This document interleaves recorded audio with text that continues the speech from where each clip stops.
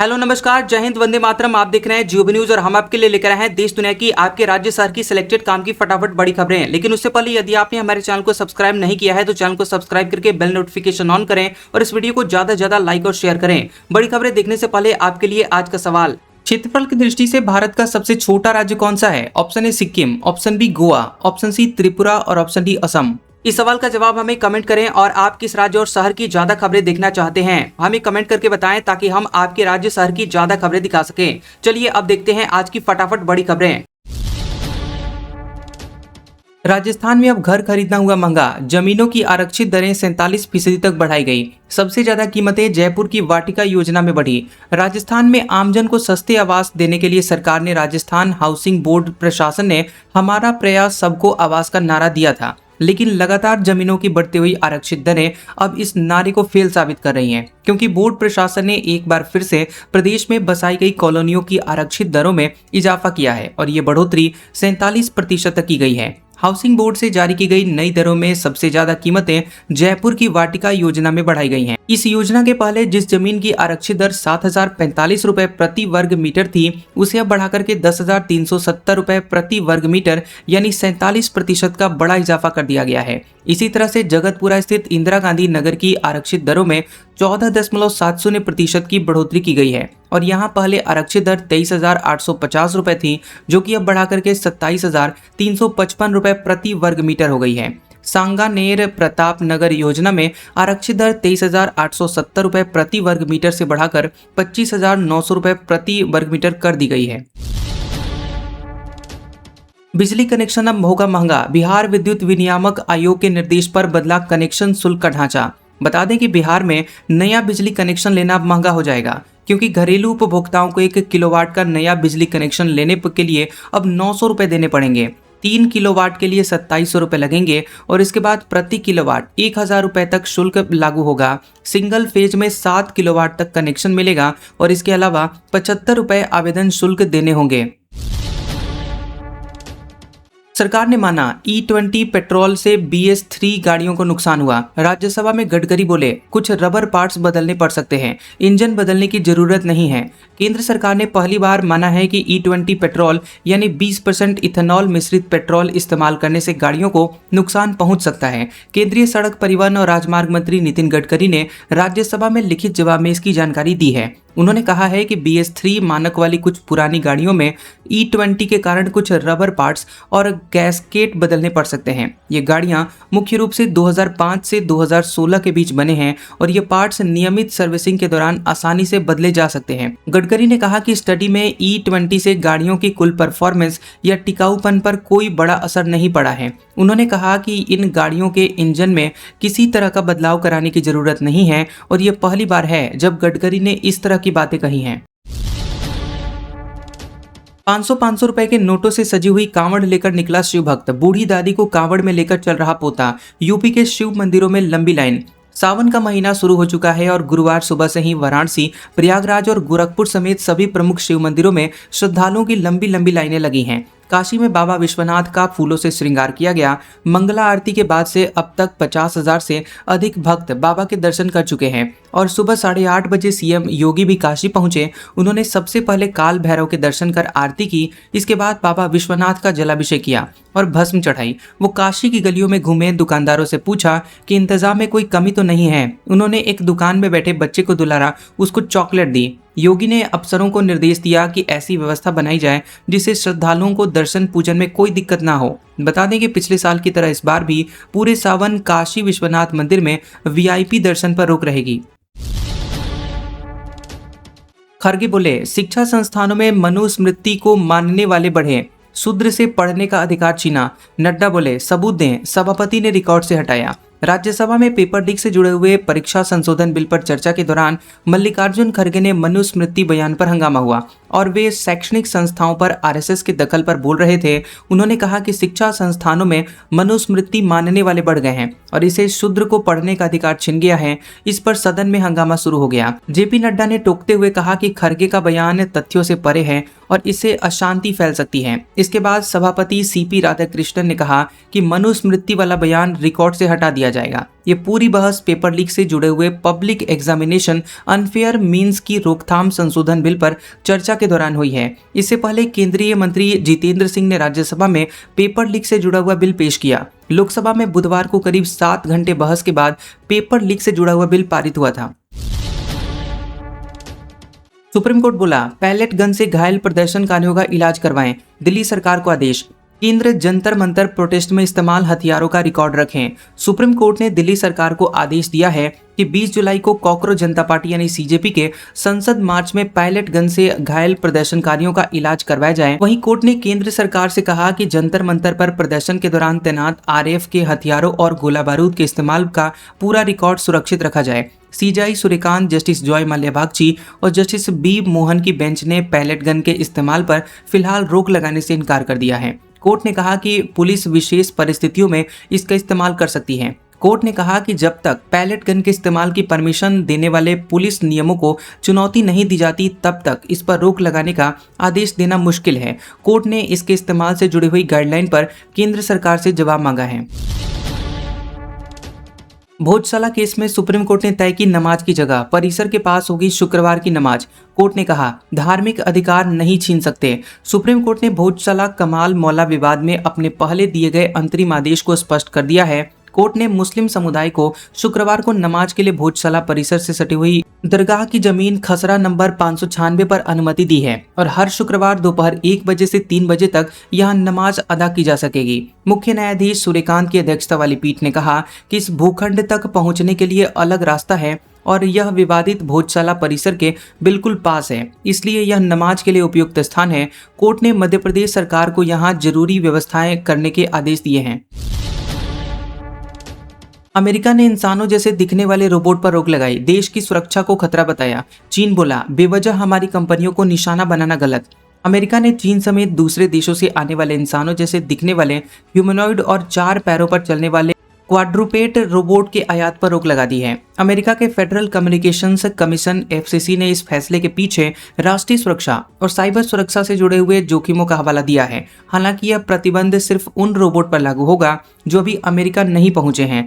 पहले से इस्तेमाल हो रहे रोबोट इस फैसले के दायरे में नहीं आएंगे। इस फैसले पर चीन ने भी कड़ी प्रतिक्रिया दी है।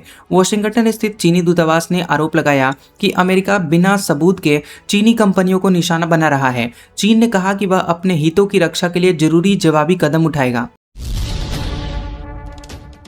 भारत में सोने की मांग में 6% की गिरावट, अप्रैल जून तिमाही में 131.4 टन खपत रही। कस्टम ड्यूटी बढ़ने और पीएम मोदी की अपील का असर।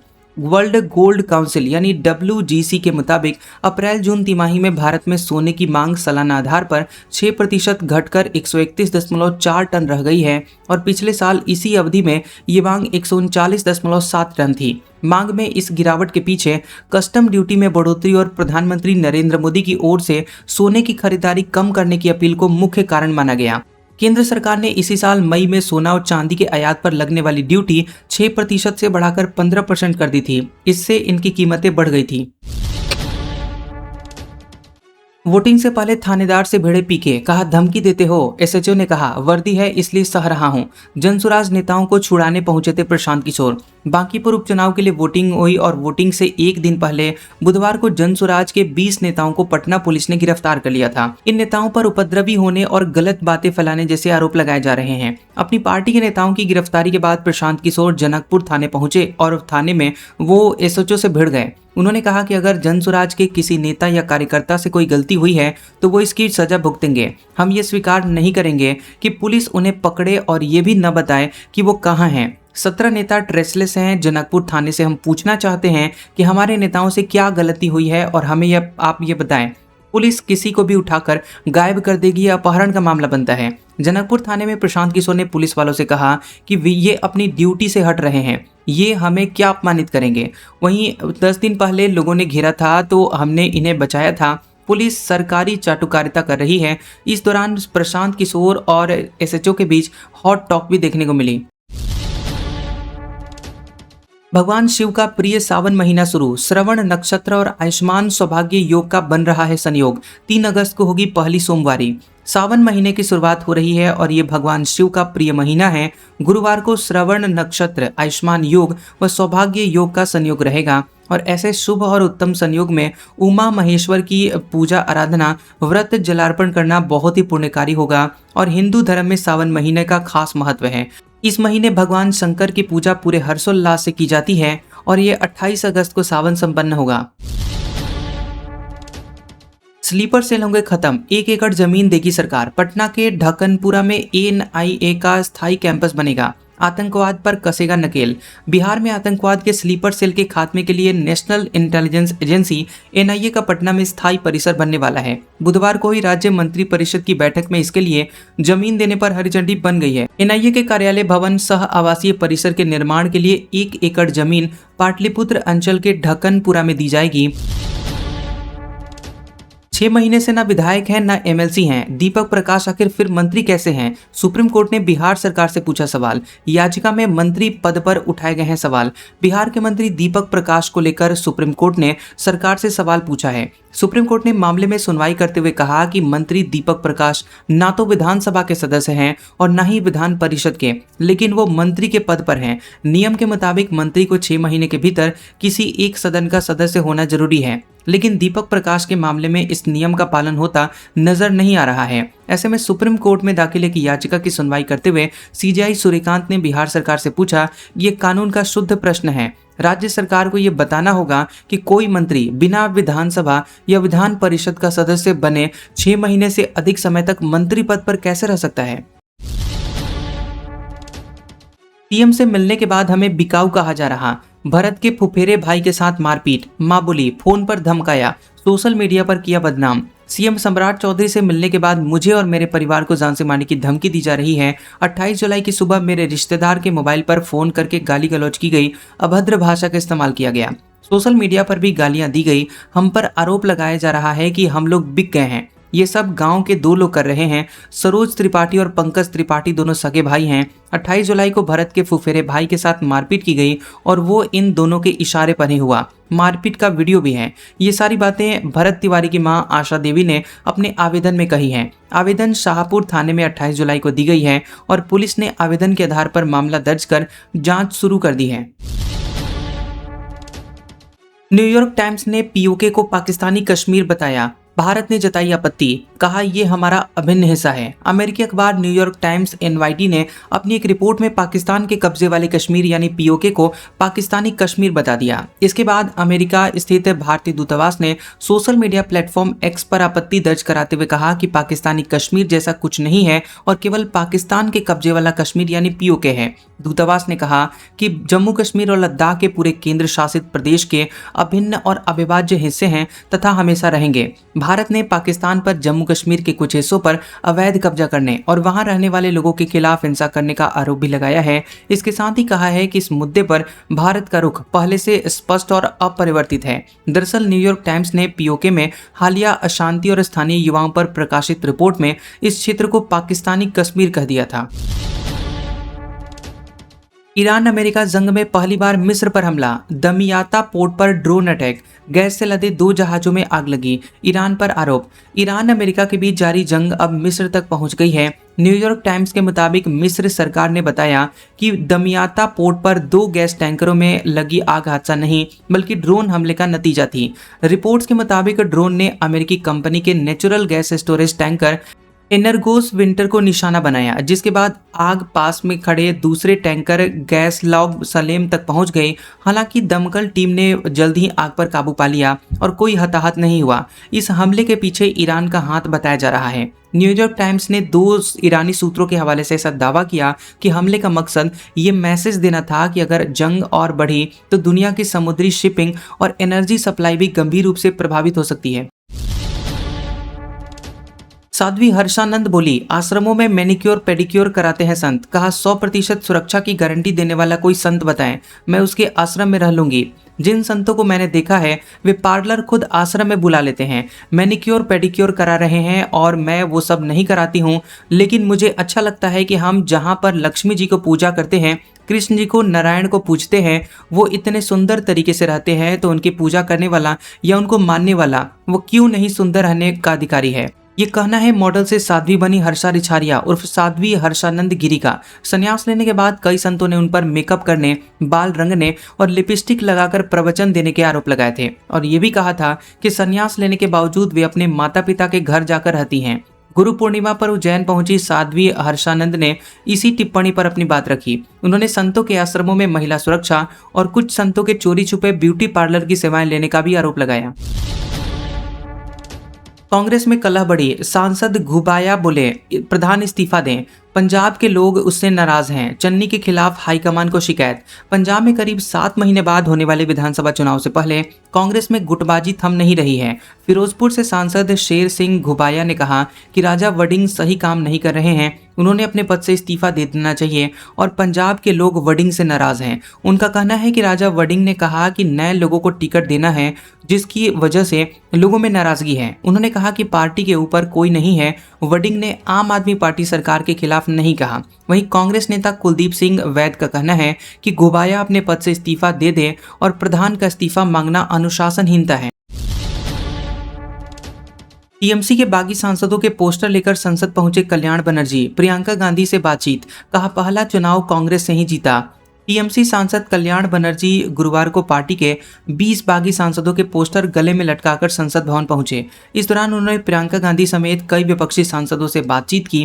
प्रियंका गांधी ने पोस्टर की ओर इशारा करते हुए पूछा कि आप पीछे भी यही हैं, जिस पर कल्याण बनर्जी ने हाँ में जवाब दिया। इसके बाद प्रियंका से बात करते हुए उन्होंने कहा कि मैंने अपना पहला चुनाव कांग्रेस से ही लड़ा था। और इसके बाद प्रियंका ने कहा कि कांग्रेस में ममता बनर्जी के साथ अच्छा व्यवहार किया जाता था और राजीव गांधी उनका बहुत सम्मान करते थे। कल्याण बनर्जी को 21 जुलाई को संसद के पूरे मानसून सत्र से सस्पेंड कर दिया गया था और आरोप है कि उन्होंने एक महिला सांसद के खिलाफ आपत्तिजनक भाषा का इस्तेमाल किया था। दरअसल टीएमसी के 28 में से 20 लोकसभा सांसदों ने अलग गुट बनाने के बाद 14 जून को एनसीपीआई में अपना विलय कर लिया था। राजा रघुवंशी मर्डर केस में सोनम रघुवंशी फिर जेल गई, शिलोंग कोर्ट में सरेंडर। सुप्रीम कोर्ट बोला था तकनीकी खामी के आधार पर जमानत देना सही नहीं है। इंदौर के ट्रांसपोर्ट कारोबारी राजा रघुवंशी हत्याकांड में मुख्य आरोपी सोनम रघुवंशी ने मेघालय के शिलोंग कोर्ट में सरेंडर कर दिया है और उसे जेल भेज दिया गया है। सुप्रीम कोर्ट ने 23 जुलाई को सोनम की जमानत रद्द करते हुए उसे 3 हफ्ते के भीतर संबंधित अदालत में सरेंडर करने का निर्देश दिया था और ये अवधि पूरी होने से पहले ही सोनम सरेंडर करने के लिए कोर्ट पहुंच गई। सोनम के सरेंडर पर राजा के भाई विपिन रघुवंशी ने कहा कि मैं मेघालय सरकार को धन्यवाद देता हूं, उनकी वजह से आज हमें न्याय मिलने की उम्मीद जगी है। मोतियाबिंद ऑपरेशन के बाद सफेद हो गई आंखें, ऑपरेशन थिएटर सील, रोशनी जाने का खतरा। गंभीर हालत में 5 मरीज जयपुर और 2 अजमेर रेफर हुए। सरकारी हॉस्पिटल में मोतियाबिंद यानी कैटरेक्ट के ऑपरेशन के बाद मरीजों की हालत बिगड़ गई है, उनकी आंखें सफ़ेद पड़ गई हैं। 7 मरीजों की आंखों में ऐसा इन्फेक्शन यानी संक्रमण हो गया है कि इनमें से 5 को बुधवार रात फौरन जयपुर के सवाई मानसिंह यानी एसएमएस हॉस्पिटल आना पड़ा। वहीं 2 मरीजों को गुरुवार सुबह अजमेर के जेएलएन अस्पताल रेफर किया गया। इन मरीजों की आंखों की रोशनी खतरे में है और ये पूरा मामला डिडवाना कुचामन जिले के कुचामन सिटी स्थित राजकीय आई हॉस्पिटल का है। ऑपरेशन थिएटर को सील कर दिया गया है और जांच के लिए एसएमएस और जेएलएन हॉस्पिटल से मेडिकल टीम भेजी गई है। उधर पिछले दिनों कोटा और बीकानेर के सरकारी हॉस्पिटल में सिजेरियन डिलीवरी के बाद प्रसूताओं यानी महिलाओं की तबीयत बिगड़ गई थी, जिसमें से कई की जानें भी चली गई थी। 19 साल बाद कोलकाता वापसी पर बोली तस्लीमा, ये घर वापसी है, खुशी और दर्द दोनों के साथ लौटी हूँ। 1 अगस्त को सीएम के साथ कार्यक्रम। निर्वासित बांग्लादेशी लेखिका तस्लीमा नसरीन 19 साल बाद कोलकाता लौटी हैं। उन्होंने कहा कि यह मेरे लिए अपने देश लौटने जैसा है। तस्लीमा 1 अगस्त को एक कार्यक्रम में शामिल होंगी। इसमें पश्चिम बंगाल के सीएम शुभेंदु अधिकारी और लेखक शीर्षेंदु मुखोपाध्याय के भी शामिल होने की संभावना है। तस्लीमा 2007 के बाद पहली बार कोलकाता में सार्वजनिक रूप से दिखाई देंगी। साल 2003 में उनकी किताब द्विखंडित पर पश्चिम बंगाल सरकार ने प्रतिबंध लगा दिया था। उन पर मुस्लिम समुदाय की भावनाओं को आहत करने का आरोप लगाया गया था। इसके बाद 2007 में विरोध प्रदर्शनों की वजह से उन्हें कोलकाता छोड़ना पड़ा था और वहां वे बांग्लादेश से भागने के बाद रह रही थी। दिल्ली जिमखाना क्लब विवाद पर कोर्ट ने कहा, कोर्ट बेदखली प्रक्रिया पर रोक नहीं लगा सकता, कार्रवाई को बताया पूरी तरह से वैध। दिल्ली जिमखाना क्लब की जमीन को लेकर चल रहे विवाद में केंद्र सरकार ने दिल्ली हाई कोर्ट में कहा कि सार्वजनिक परिसरों से बेदखली की वैधानिक प्रक्रिया पर रोक लगाने का अधिकार अदालत के पास नहीं है। जस्टिस अवनीश झिंगन की अदालत में दाखिल जवाब में केंद्र ने कहा कि क्लब की स्थायी लीज वैध रूप से समाप्त हो चुकी है। इसके बाद एस्टेट ऑफिसर की ओर से जारी कारण बताओ नोटिस पूरी तरह कानूनी है। केंद्र ने अदालत को बताया कि 28 फरवरी 1928 को लीज की उनकी शर्तों के तहत 22 मई 2026 को समाप्त कर दिया गया था। इसके बाद क्लब का परिसर पर कब्जा पीपी एक्ट की धारा 2G के तहत अधिकृत नहीं रह गया। सीएम ने कहा, बांटने वालों के आदर्श बाबर और औरंगजेब। भदोही का नाम फिर से संत रविदास नगर कराएंगे। समरसता संकल्प अभियान की हुई शुरुआत। वाराणसी में संत गुरु रविदास की 650वीं जयंती के अवसर पर भाजपा ने काशी से समरसता संकल्प अभियान का शुभारंभ किया। कार्यक्रम में सीएम योगी, डिप्टी सीएम ब्रजेश पाठक, केशव प्रसाद मौर्य और प्रदेश अध्यक्ष पंकज चौधरी भी मौजूद रहे। कार्यक्रम की शुरुआत सीएम योगी ने की और कार्यक्रम में राष्ट्रीय अध्यक्ष नितिन नवीन को भी शामिल होना था, लेकिन उनका कार्यक्रम निरस्त हो गया। वहीं योगी ने कहा कि संतों की बात वे लोग स्वीकार नहीं करते जो समाज को बांटने का काम करते हैं। समाज को बांटने वाले वही लोग हैं जिनके आदर्श बाबर और औरंगजेब रहे हैं। ये लोग समाज को खाई खाई में बांटकर आपस में लड़ाने का काम करते हैं। पूर्व बस ड्राइवर के घर 28 करोड़ रुपए कैश, 15 किलोग्राम सोना मिला। नोट गिनते गिनते 5 मशीनें खराब हो गई। आरोपी गिरफ्तार। बंगाल के वीरभूम में बस चलाता था। पश्चिम बंगाल के वीरभूम जिले में पुलिस ने बुधवार की रात को एक छापेमारी में 28 करोड़ 50 लाख रुपए से ज्यादा का कैश और 15 किलोग्राम सोना बरामद किया है। बस ड्राइवर्स ने से पत्थर कारोबारी बने मीनार मंडल के घर से मिले सोने की कीमत करीब 21.5 करोड़ रुपए आंकी गई है और घर से बरामद नोटों का ढेर इतना था कि उन्हें गिनते गिनते 5 करेंसी काउंटिंग मशीनें खराब हो गई। पुलिस ने आरोपी मीनार मंडल को गिरफ्तार किया है और वो पहले राज्य परिवहन विभाग में बस ड्राइवर था और बाद में स्टोन कारोबार से जुड़ गया। मीनार का जीजा और साथी पत्थर कारोबारी तुल्लू मंडल उर्फ मोहम्मद नजीबुद्दीन फरार है। तुल्लू मंडल 2024 में चर्चा में आया था। उसने अपनी बेटी की शादी में करीब 100 करोड़ रुपए खर्च किए थे। एमपी, गुजरात, यूपी, बिहार समेत 16 राज्यों में भारी बारिश। उत्तराखंड में लैंडस्लाइड, घरों में मलबा घुसा, गाड़ियां बही। असम में बाढ़ से अब तक 78 लोगों की जानें गई। देश भर में तेज बारिश का दौर जारी है। मध्य प्रदेश, गुजरात, उत्तर प्रदेश और बिहार समेत 16 राज्यों में भारी बारिश हो रही है। मध्य महाराष्ट्र, मराठवाड़ा, विदर्भ और तेलंगाना में रेड अलर्ट है। रेड अलर्ट का मतलब ये होता है कि 24 घंटे में 204 mm से ज्यादा बारिश होगी। वहीं उत्तराखंड में रुद्रप्रयाग के गौरीकुंड के पास लैंडस्लाइड होने से केदारनाथ यात्रा तीसरे दिन बंद है और इसके बाद कई घरों में मलबा घुस गया, गाड़ियां बह गई। वहीं पहाड़ी मैदानी इलाकों में लगातार हो रही बारिश से हरिद्वार में गंगा खतरे के निशान के करीब पहुंच गई। गंगाजल भरते हुए कांवड़िए को एसडीआरएफ टीम ने बहने से बचाया। असम में बाढ़ से मरने वालों की संख्या बढ़कर 78 हो गई है और 3 लाख से ज्यादा लोग अभी भी जल भराव की समस्या से जूझ रहे हैं। आज का सुविचार, जिंदगी की मिसाल हम लूडो से भी समझ सकते हैं। उम्मीद हमेशा 6 की होती है, लेकिन एक भी आ जाए तो चलना पड़ता है। कैसा लगा ये वीडियो हमें कमेंट सेक्शन में जरूर बताएं। वीडियो पसंद आया हो तो वीडियो को लाइक और शेयर करें और ऐसी इंटरेस्टिंग वीडियोस देखने के लिए हमारे चैनल जियोबी न्यूज को सब्सक्राइब करें और बेल आइकॉन को दबाएं। और हमारे ओल्ड और लेटेस्ट वीडियोस देखने के लिए हमारे प्लेलिस्ट और कम्युनिटी टैब को जरूर चेक करें। तो मिलते हैं अगले वीडियो में, तब तक के लिए आपका शुक्रिया।